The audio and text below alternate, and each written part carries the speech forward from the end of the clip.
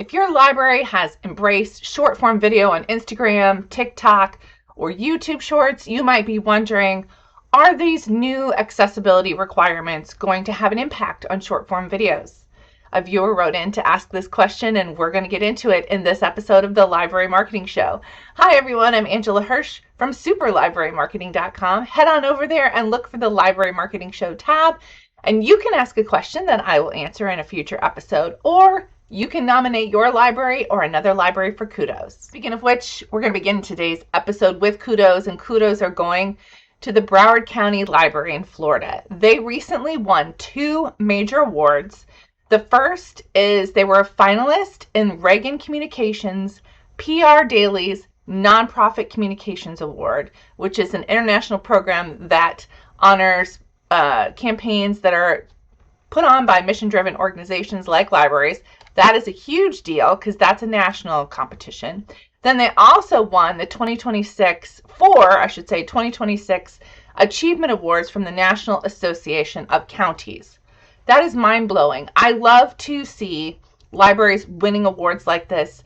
It really drives home the necessity of library marketing, and not just being able to promote your library, but a strategic marketing team that is focused on making sure the community knows the value of a library. So great job, Broward County Library. All right, let's get into today's topic, which is accessibility and its impact on short form videos. I had a viewer write in to ask if the new accessibility requirements were going to make it impossible to create short form videos. I really wanted to answer this because it's super important.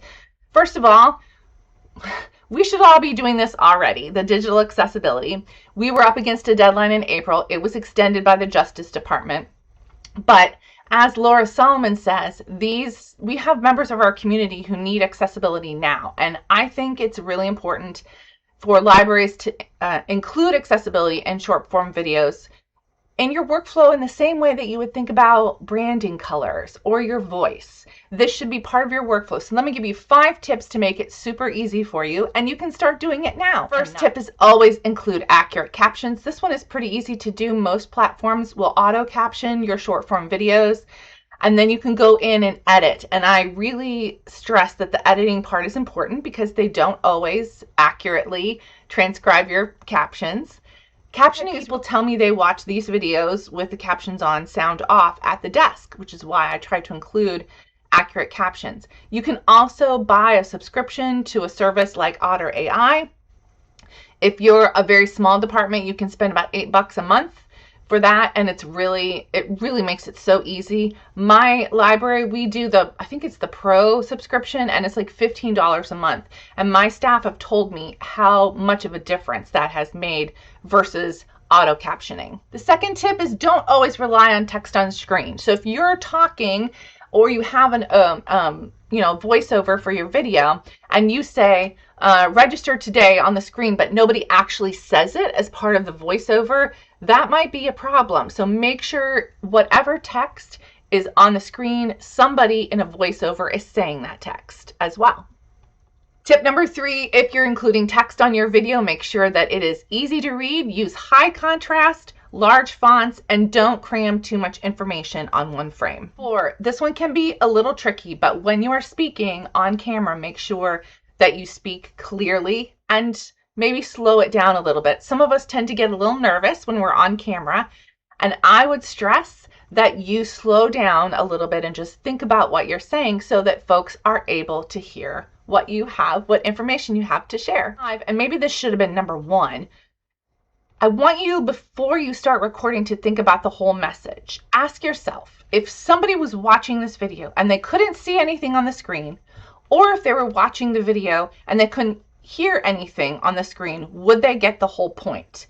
You have to think about those 2 demographics and make sure that your message is understandable and clear to both groups of people. Here is why it's really important for us to get accessibility right and to do it now.